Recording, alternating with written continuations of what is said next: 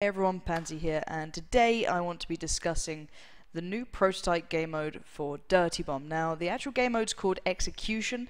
I'm probably going to call it Extraction and everything else throughout this video, so I'm going to probably stick to their version of Search and Destroy.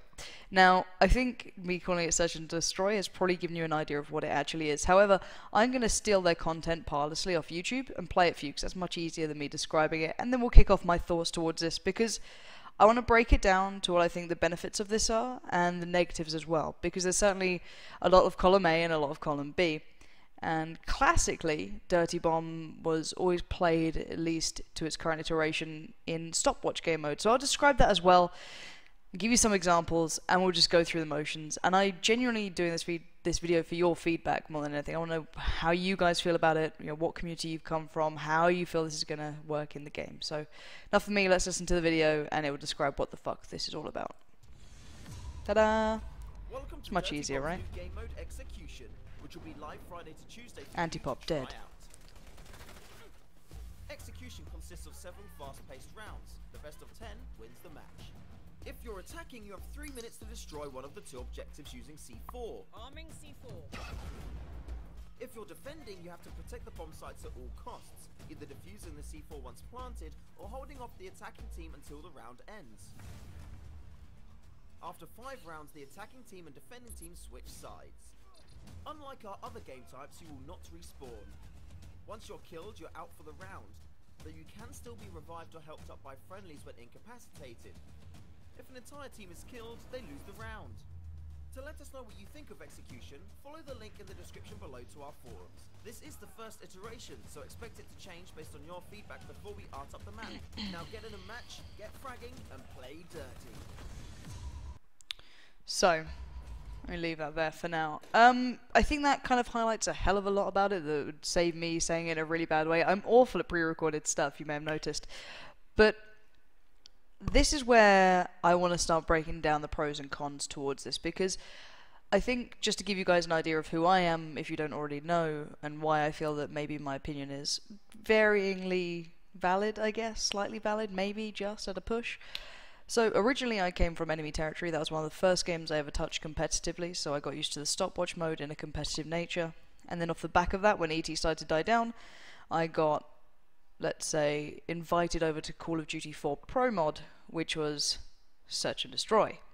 And both of these in a competitive nature kind of, I think, highlight some of the pros and cons that Dirty Bomb's going to face coming into this new game mode. Now, for starters, I think the biggest thing when we kind of bring our attention to this, the reason I'm breaking it down is, to my eyes, I feel this is certainly Dirty Bomb trying to get a feel for the competitive environment currently in eSports and how they want to approach it as a company and as a game, because Stopwatch is extraordinarily hard for someone brand new to come into to understand and gather their thoughts towards it without being, well, I've just been spawn killed for 10 rounds, why is there arty falling from the sky, and what's a rifle grenade? It's slightly jarring, whereas in comparison, Execution will be quite simple. They're like, oh, I plant the bomb, I kill the enemy, or I stop the plant, and I also kill the enemy. It's very basic. But then again, do you always try and cater to the lowest common denominator? I don't know. That's another question. But for me, the big differences are, for one, you're going to have the comparisons throughout this video to enemy territory, Call of Duty 4 Pro Mod, bearing in mind, and the current iteration of CSGO. Now, the reason I do that is because they're very close and slightly far if you're going to ET to what they're trying to achieve here, at least in my eyes, and we're going to break down the differences. And we're going to start off pretty much with COD 4 Pro Mod, because I think this is going to be the closest game you're going to get to the way Dirty Bomb's probably going to end up. Mostly I say this due to the fact that it is still Search and Destroy, so the same theories apply with Attack and Defend. However, there's the class system in place there in Call of Duty 4 that CSGO doesn't really have. You have superimposed classes that players would just prefer playing. So you may have, a completely dedicated sniper, but it's not defined by class or character. So that's slightly different. But in COD 4, you'd at the start have completely unlimited options with the classes and the guns that you'd pick. So I say class, it wasn't really a class, but you had the SMG players, you had the AK players, and then you had scopes. Now they were predefined. You could indeed switch in between rounds, so kind of similar to Dirty Bomb. However, at the beginning, there was absolutely no limitation to how many SMGs you could have in a game. So, for example, I put this little movie on because I think it's probably the one that highlights the most, you know, the difference teams could have. And I'm just going to put on the background. I am stealing content left, right, and center, but you know, we'll say thank you at the end. The issue was that when class comes into Search and Destroy, the balance has to be absolutely perfect, and balancing in Search and Destroy is extraordinarily hard with this many classes. Now, COD 4 Pro Mod took a long time to get it right. They did not just get it right off the bat. Before, you'd have 4 SMGs and 1 sniper, and the reason I chose this frag movie is because these guys abused it more than most. We're going to skip the beautiful intro. But this was, I believe, MYM was their title at the time, back in the days. So you can see already there, 3 SMG classes straight rushing towards A on Crash. And then there'll probably be like a scope somewhere off, maybe watching B long. But this is what I'm talking about. Now, that changed the whole dynamic of the game, that they would just kind of clump up and rush towards sites. And at the top tier percentile, let's say, or the top percentage of players, and I'm going to reference probably around the top 10%. I'm not going to go below that, as like that kind of dilutes the pool of information, maybe, or at least opinion towards this. If they find something that's exploitable, we will exploit it. Even if it's by a 0.2% that this character is more powerful than the others, that's all you'll see. Maybe complemented by one other. And now this is why I turn my attention to Dirty Bomb, because certain characters are more viable than others. Certain characters will make it extraordinarily hard in this game mode. Now, then comes the question of, does Dirty Bomb limit these characters? Do you say, okay, you can only have X amount of this? But then surely they're negating the whole idea of having the class systems and the cards. So money-wise, they probably wouldn't do that. So balancing is going to be very hard in their new game mode, and I think that's going to be something that they're going to have to face down the line, and they'll probably have to learn the way Call of Duty Pro Mod did, by just going, alright, we're going to have to just nerf you guys pretty much, and put the SMGs down to 2 per team, and that's what it ended up being. 2 SMGs, 2 AKs, and then a scope, and it kind of changed the complete environment towards it. Yes, class limitation is going to eventually be a must. There's no way around it. You can be as idealistic as you want and have faith in developers. They'll be able to balance every single character to each other and make each of them have their viable options. However, that is simply not the case, and it will not happen. Already, I think if you played competitively, you can imagine the compositions that were coming around. Proxy, for example, with the SMG was extraordinarily strong. She still is. I like to abuse it constantly, and I do it in currently execution, and I'll show you later a little bit of what happened when I was doing it. So imagine me, a very just above average player, being able to exploit it that much. Imagine at the higher levels. And the one thing that now I want to break into is kind of the Dirty Bomb dynamics in comparison to the COD 4 dynamics, or CSGO dynamics. And this is still in the kind of theory of classes, right? So in COD 4, you had specific classes, and you had regenerable health. So health eventually built back up, and quite swiftly, may I add. In CSGO, it's permanent damage. So if you get tagged early in a round, you're very low. And in Dirty Bomb, it's regenerable health, but it's quite slow unless you have assistance from classes. So 3 different slight variations in that one. But let's begin with why CSGO and Dirty Bomb, as the 2 comparisons, are very different in the way Search and Destroy will play out, or execution mode will play out. And it's attack and defense with that health option available, and the kind of utility that also comes with CSGO that you don't quite have in Dirty Bomb just yet. So my one big issue with Dirty Bomb in this game type is the fact that the power of an attacking side swarming together and rushing sites will outweigh the standard defensive setup of any team in a Search and Destroy / execution style defensive split.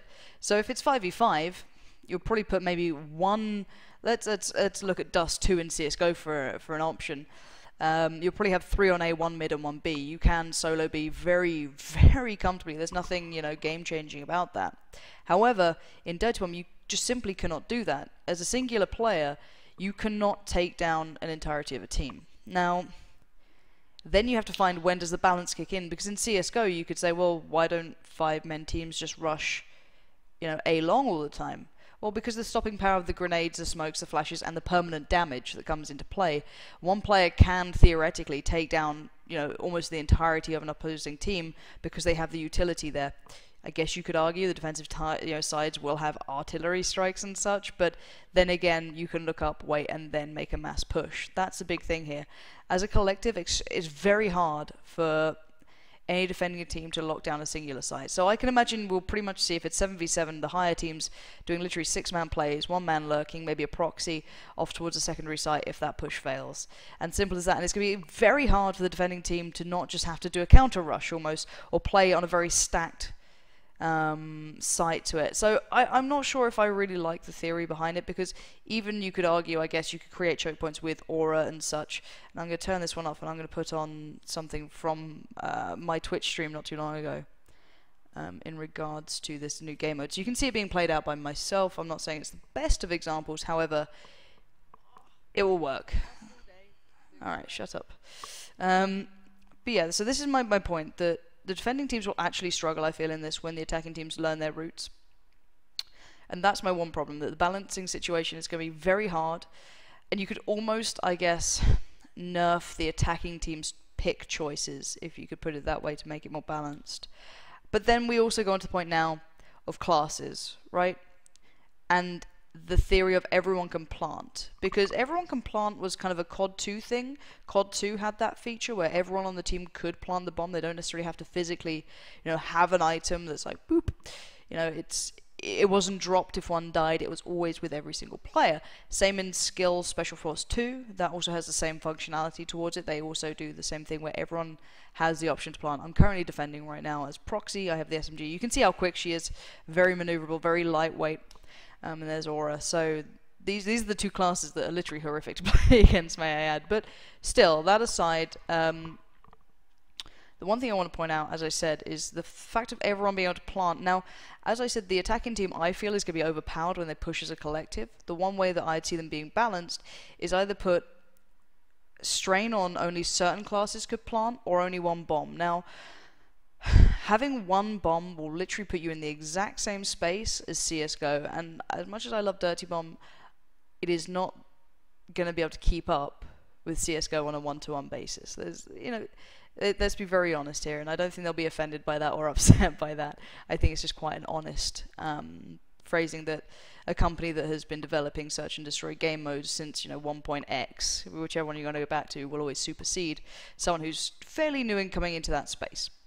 So, I don't think one bomb would be as imperative. I think, if anything, it would encourage these entirety rushes and negate that kind of lurking role that could actually be useful for those back plants, unless they fake it out. But yeah, that's just arguing for the sake of arguing.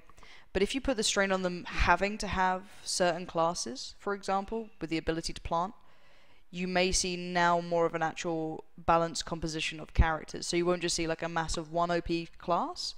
You'd see, okay, well, we need to have a proxy, we need to have this, we need to...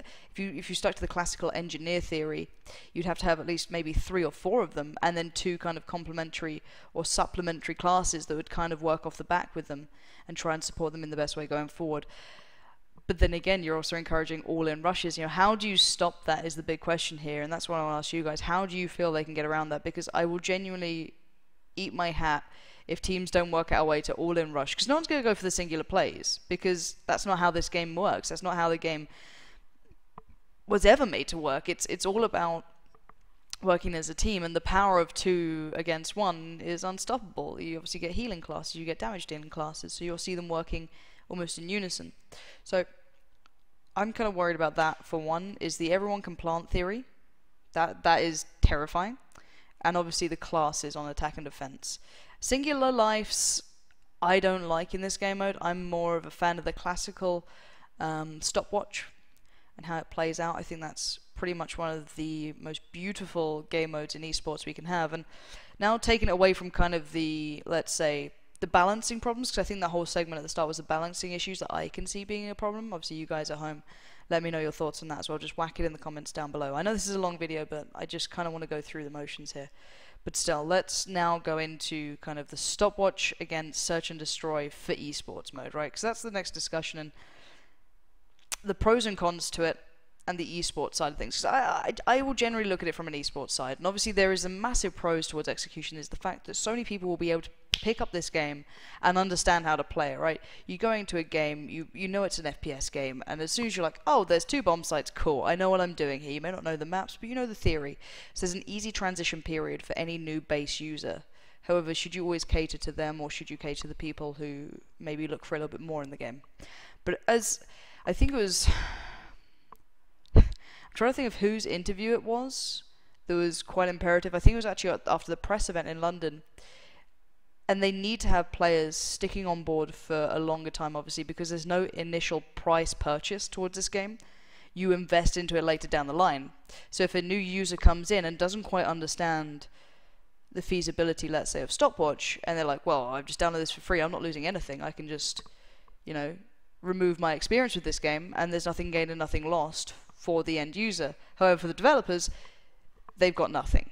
So I can kind of see in a way why they'd want to put in a game mode that's very easy to pick up and understand for a base user, if that makes sense. So that's one of the massive pros for execution as like an esports, because then the base user can then funnel their experience through to the higher echelons and kind of understand it that way.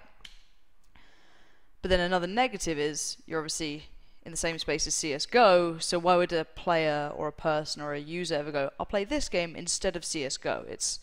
That's the kind of area you get into. But then Stopwatch also has its negatives, massive negatives as well. Obviously it's quite difficult to watch. It's not the most easy thing in the world to understand. Like while I pause my clip and I'll put on some old enemy territory stuff, the point is that it really isn't simple to kind of get the grasp of. It's not a basic game mode, it is quite complex. But then you look at esports as a whole. What are the most popular esports titles right now? I hate to say it, probably League of Legends, Dota, CSGO, slightly further down. StarCraft's still up there somewhere. And they're all very complex.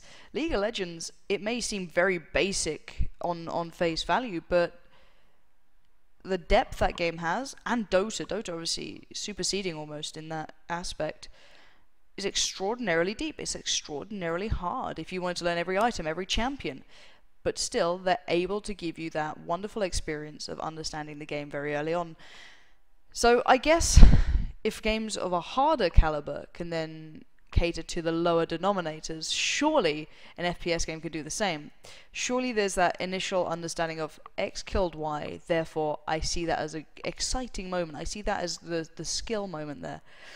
So Stopwatch is difficult to watch if you're not maybe in the community, but then it's down to the developers in my eyes and the commentators to be able to tell you that story and to be able to kind of take you through that experience and highlight the important players or the important moments and kind of negate some of the less important things. So these kind of factors are huge, and the spectator client does a lot of that, the casters and the way the game looks and feels from that perspective. So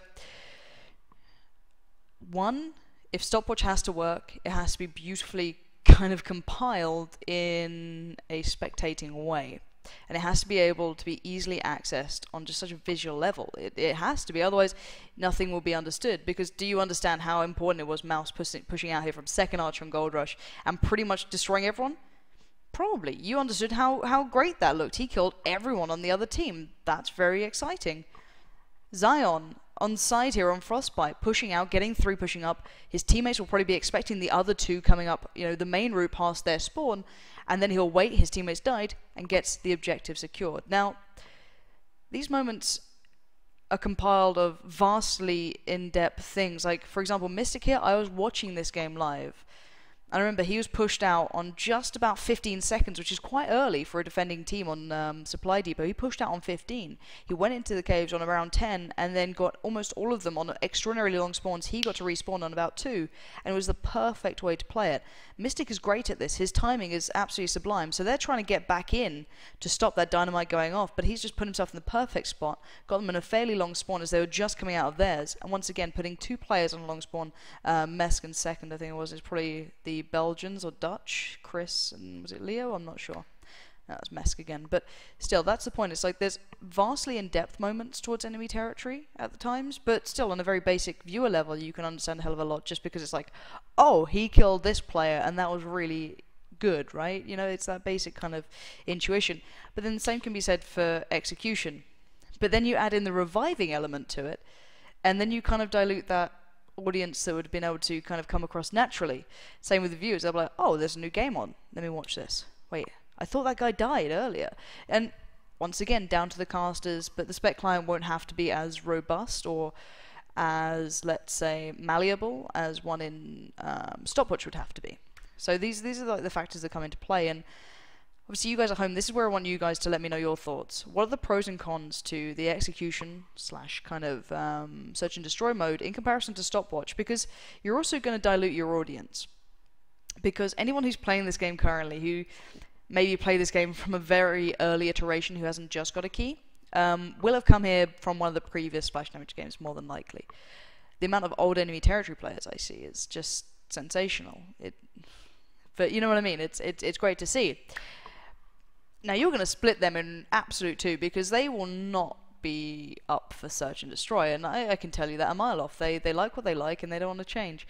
So you're kind of diluting the previous pool. But then again, is that a big enough demographic to worry about? Probably not.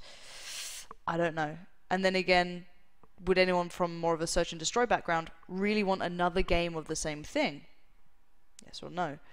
These are the questions I want you guys, obviously, to answer in chat. I'd like you to get involved in this, and I might actually break this down further into specifics. This was just more the overarching video. However, it is 20 minutes long, so I'm going to timestamp the shit out of this, so you guys don't have to just sit here and listen to me drivel on. But yeah, this is basically the theory that there's a lot of kind of pros and cons to this. A lot of balancing for execution is going to have to be put into place, otherwise it's going to be extraordinarily underwhelming, let's say, as a game, and it's going to be very hard, and there's absolutely no two ways of putting it. It's very difficult. Whereas if they went with Stopwatch, they also have to be very brave going to the FPS space with a game mode that hasn't succeeded onto the public level that execution or search and destroy would have done. It's a very, very weird predicament. Now, I'm assuming, obviously, a lot of things here, and I'm assuming that this is the esports friendly push or the way to get players into Dirty Bomb, but obviously you guys at home need your opinions too, and I'd love to hear from you. So do get you involved in the comments. All the kind of questions I've been putting out there, just feel free to get involved. I love hearing from you guys. So thanks for watching. I'm going to probably go into more depth on all of these topics, if you guys want me to, down the line. Just kind of further into about class balance, further into audience, further into kind of Stopwatch, into search and destroy, into all the different game modes and how they kind of pan out. I obviously am a little bit I don't know, I'm not that biased. That's the thing. It's like, I'm biased to Stopwatch because I will honestly tell you it's the best game mode to cast. And believe me or not, a lot of people in esports agree. Red Eye is one of them. We both sit there and hands down agree that the ebb and flow to Stopwatch is perfect. And I'll very briefly break this down for you guys because, you know, why not? This will be something I'll go into a little bit later, but the casting side of Stopwatch. Games that have an entire storyline, so literally game starts, game ends, and there's no rounds, no chopping and changing, is extraordinarily easier and better to display as a cast than games that have the stop and start. CSGO is actually quite difficult to have flow to. I think any caster will tell you that. Some rounds are over from the first pick, but you've still got all that time to talk and all that time to pretend it's going to work out well. However, we all know it's done and dusted, but in League of Legends, for example, Dota, World of Tanks as well, another one where it's got this nice flow to the rounds, where you have like these good high points, and it brings it back down, and it's not over, it's not jarring, I think is the way to put it. And Stopwatch is exactly that. The stages, it develops, it's a story. The first stage could have gone beautifully well for Dravik here, but then the second stage, the allies could have had, covert ops, picking up, the uniform, slipping through, getting the CP going early on with an engineer, and then they got the back spawn. Suddenly, everything's out of whack, and the Axis now have to spawn all the way back at their final spawn because the bomb's just gone down or the dynamite's been planted on the supply gate. You know what I mean? Like, there's so many little factors that could come into play that just the storyline develops for you and the characters become alive themselves throughout the game. As long as it's not too manic, as long as it's not too crazy, that's basically what you can have happen. Now, Search and Destroy will always have that as well in smaller doses. So for example, I showed you probably some of the best moments of enemy territory then. This is some of the best moments that I will always feel in COD 4, but it's still a harder story to tell, and any caster will tell you that. League of Legends is a very easy game to cast. for play-by-play. Excuse me. However, Socklon in the situation, I think it was a 1v3 at this point. You can get excited so much by these moments. But as a caster, imagine if there was this, good 10-minute build-up to this one moment where, they've just been put onto full spawn, and now he's just like buying time, he's got the shot and takes down Maven, stopping the bomb to be able to be defused, and it's good. But I don't know, for me, I will always tell you that Stopwatch is the best game to cast and the best esports mode that never quite made it to the spotlight. However, is this the time to be testing that out? It's a scary time, but still, I have a lot of faith in Dirty Bomb and the developer Splash Damage. This is no way a dig at either of them. This is just genuinely a discussion. I'm a little bit biased towards maybe Stopwatch, I will say that myself, but I still found probably my most competitive game in Call of Duty 4 Pro Mod, which was Execution, Search and Destroy. So take from it what you will. I'm a little bit in between. You guys at home, let me know your thoughts. Once again, get involved in chat.